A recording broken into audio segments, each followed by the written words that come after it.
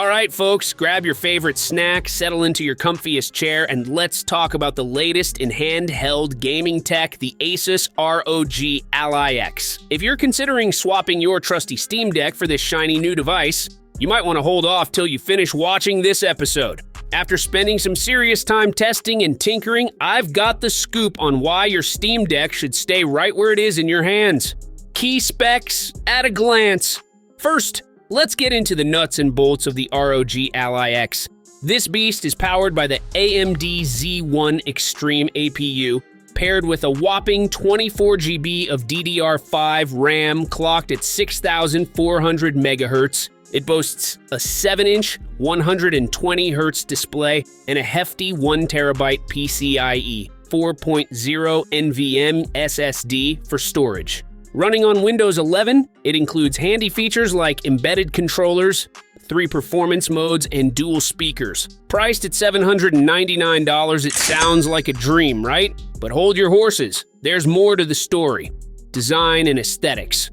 Visually, the ROG Ally X is a stunner. It sports a sleek blacked-out color scheme that looks fantastic, especially at night when the subtle RGB lighting on the analog sticks kicks in. Compared to its predecessor, there aren't many drastic design changes, but it still manages to look modern and sophisticated. The device feels comfortable in your hands, though the slightly more angular features might not be everyone's cup of tea. One gripe I have is with the back paddles, they're identical to the original Ally and they still don't feel quite right. I found myself missing the track pads that the Steam Deck so smartly includes. These trackpads are incredibly useful for a Windows handheld, and their absence on the Ally X is noticeable. The Ally X upgrade should have brought something new to the design table to distinguish each model aside from a simple colorway change. On the back, the little back paddles are exactly the same as its predecessor, which I am personally not a huge fan of, as they never feel super satisfying to actuate. The ROG Ally X looks great visually, as did the original. There are just not many major differences between the overall design of the two devices to discuss. It's still a comfortable handheld, despite its slightly more angular features. Enhanced features. The major upgrades with the ROG Ally X are the 80-watt-hour battery and the increased RAM. While the Ioneo might still edge it out in raw power, the Ally X holds its own remarkably well. The Z1 Extreme chipset, despite not being the newest on the block, still delivers solid performance. AMD's FSR does a lot of heavy lifting, especially in demanding games like The First Descendant, smoothing out performance issues impressively. The new battery is a standout feature. I tested it with Gears of War Ultimate Edition, and even on low settings with 720p at 30 FPS, the battery life was decent. It drained about 20% over a session and only lost an additional 4% overnight in sleep mode. For less demanding games like Balatro, the battery lasted several hours without needing a recharge.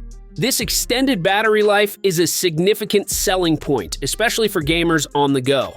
During my time with the Ally X, I found AMD's FSR suite doing much of the heavy lifting in terms of performance.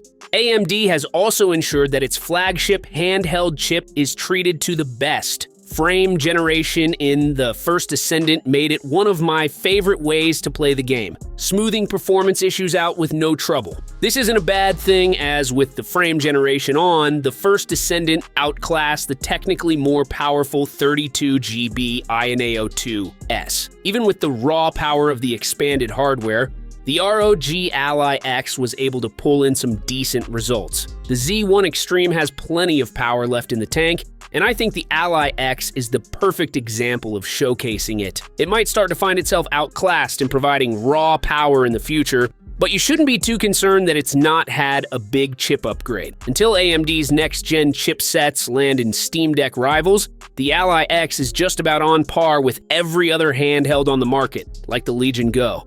Big new battery. The new battery is equally impressive. I timed a small session of Gears of War Ultimate Edition. The Coalition's remaster is a tough game to run on this class of hardware, and the Ally X still struggled performance-wise. Battery-wise, however, it was intriguing. At 720p 30 FPS, on the 17-watt power mode, performance, on low settings, I lost 20% of the battery. Putting the device to sleep after this session and closing the game lost me an additional 4% overnight. In super lightweight games like Balatro, it was a good several hours before we reached for a charger. Older titles like Dead Rising's 2016 PC port also thrive here, with the battery life seeing us through most of the first few chapters of the game. This is one of the biggest selling points of the Ally X, and it really does deliver the battery power where it counts. Alleviating yourself of any battery anxiety while on the move, the Ally X is among the best in its class, sitting next to the DEC OLED and Ayaneo-kun as champions of the emerging handheld PC battery war. I was also sent the new ROG branded GAN charger. This claims to provide up to 140 watt of charge but didn't supply a cable. Now, not all USB-C cables are built the same. You'll need to find a USB-C PD compliant cable, which can run you about $15 extra. This meant that for some sessions, the 30-watt turbo mode outpaced the charging cable, leaving me with a dead device. The pack-in charger, thankfully, never seemed to have this problem. Screen quality. The screen on the Ally X is another highlight. While it's not an OLED, it's still bright, vivid, and the 120 Hz refresh rate makes fast-paced games like Rollerdrome incredibly smooth. The ability to limit the refresh rate on the fly is also a nice touch, allowing you to conserve battery when necessary. However, navigating Asus's software, such as Armory Crate and My Asus, is a bit of a pain. These apps are necessary for updates and adjustments, but can be cumbersome to use. I'm also still a big fan of the screen, which isn't an OLED but is bright and vivid. Being 120 Hz made playing games like Rollerdrome a far smoother experience. Meanwhile, being able to limit the refresh rate on the fly allows you to push the battery further. That's about as nice as you'll hear me talk about Asus's software offerings. Armory Crate and My Asus are apps you need to rely on for updates. Windows, Armory Crate, and launchers. Let's talk about the elephant in the room, Windows 11. Running a desktop OS on a handheld device has its challenges. Armory Crate, the embedded controller function, is meant to simplify things, but it often complicates them instead. The quick menu functions are useful, but the overall interface is clunky. Game launchers like Steam, Epic Store, and Hoyo Player still take precedence, often leading to a disjointed user experience. Armory Crate houses the embedded controller function. You can't escape it, and you definitely can't remap its almost useless button. The functions it provides in the quick menu are all it should be, with remapping left in a less intrusive interface. It's also meant to double as a game launcher. However, a lot of the games I'm playing still require me to use their launcher. Steam still kicks down the door to show it's loading a game. The Epic Store and Hoyo Player also still barge in front of Armory Crate to handle the job. There are too many PC game launchers as it is, and you need to look no further than Steam. Too often while using the Ally X, I would boot up big picture mode just to have less time interfacing with Windows. In an instance where I was trying to launch something on Game Pass, everything went wrong. Steam was trying to handle inputs for things, while Armory Crate also battling for control, which left Game Pass a bit confused. Armory Crate is bad, however, it's not entirely Asus's fault here. Not that their software offerings need to be defended, but it's the symptom of a larger problem. Microsoft has yet to make any kind of move on its very real and rapidly growing handheld market. If it sounds like you've read this somewhere before, it's because you probably have.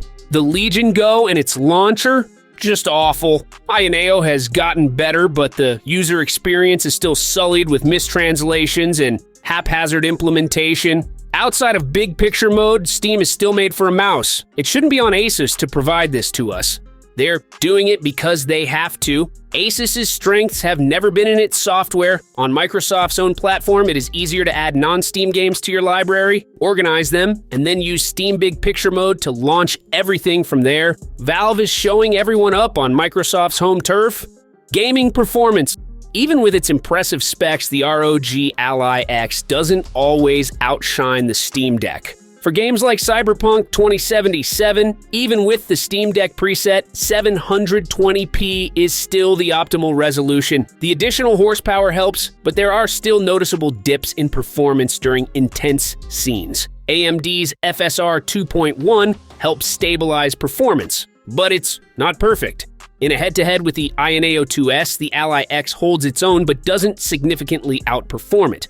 The Ioneo 2S can manage similar performance levels, albeit with slightly lower battery life. Here's a quick comparison. Even with the Steam Deck preset, 720p is still the way to go for Cyberpunk 2077, even with the additional horsepower. There are definite uplifts for those willing to tinker properly with the settings. We can see just how well optimized for gaming the Z1 Extreme is over its cousin, the 7840U. Even over the original Ally, that 24 GB of RAM certainly adds value in real-world performance. I suspect the new configuration hasn't been fully updated on the software side. We could see further benefits in the future. ROG Ally X versus Ioneo 2S. The Asus ROG Ally X and the Ioneo 2S are almost perfectly evenly matched in terms of performance. However, what might surprise you is that while the Ioneo 2S can manage similar performance levels, if not slightly lower, the Ally X has a significant advantage in terms of battery life. For instance, in Cyberpunk 2077 at 30 watt and 60 Hz, the Ally X manages 46 FPS at the Steam Deck preset in 1080p, while the Ioneo 2S hits 48 FPS. When switching to the Steam Deck preset in 720p, the Ally X achieves 83 FPS compared to the Ioneo 2S's 59 FPS.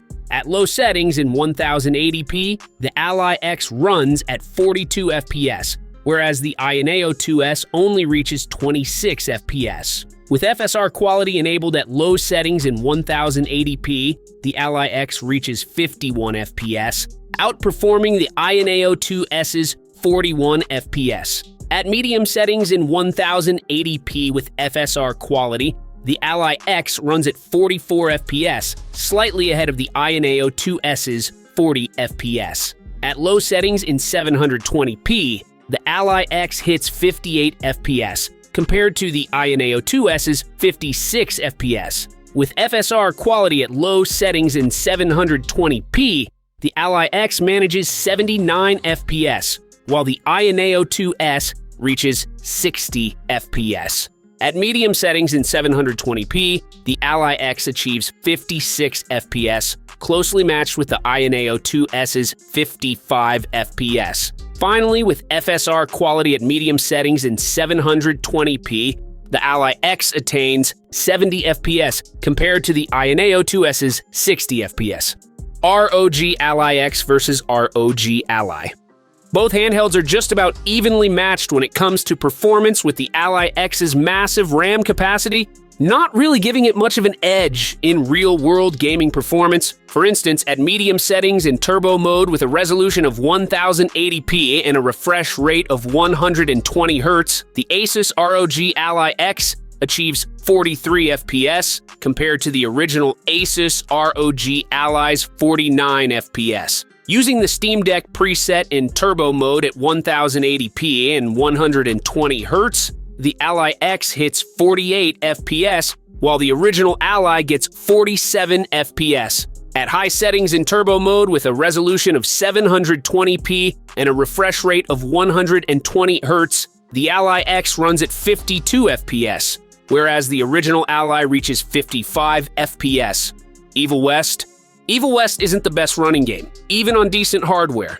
The game manages to run at a somewhat smooth 30 FPS on the Steam Deck. On the Asus ROG Ally X, it struggles with shading stutters from Unreal Engine 4, but still manages to put on quite a show. At 17-watt power settings on low graphics and 720p resolution without FSR, the Ally X achieves 53 FPS, while at 30-watt, it reaches 59 FPS. With FSR quality enabled at the same low graphics and 720p resolution, it hits 57 FPS at 17-watt and maintains 59 FPS at 30-watt. Forza Motorsport. Forza Motorsport is less friendly to handhelds than Forza Horizon 5, but it plays great at low settings with 720p resolution, especially when backed by FSR. The muddy nature of FSR is masked by the blinding speed of some races. At 17-watt power settings, the game runs at 30 FPS at low settings in 1080p resolution, and at 44 FPS at 30 watt. With FSR quality enabled, it maintains 30 FPS at 1080p on 17 watt and increases to 46 FPS on 30 watt. At 720p resolution with FSR quality, it achieves 44 FPS at 17 watt and 60 FPS at 30 watt. With FSR balanced, it hits 45 FPS at 17 watt and 60 FPS at 30 watt. Rollerdrome? Rollerdrome has quickly become my favorite pick-up and play game, offering fast-paced thrills in a third-person shooter combined with the action of Tony Hawk Pro Skater. It's a spectacular game that runs flawlessly at both 17 watt and 30 watt with 120 Hz on the Ally X, achieving 112 FPS at 17 watt and 117 FPS at 30 watt. In synthetic benchmarks like Time Spy, the Ally X performs admirably.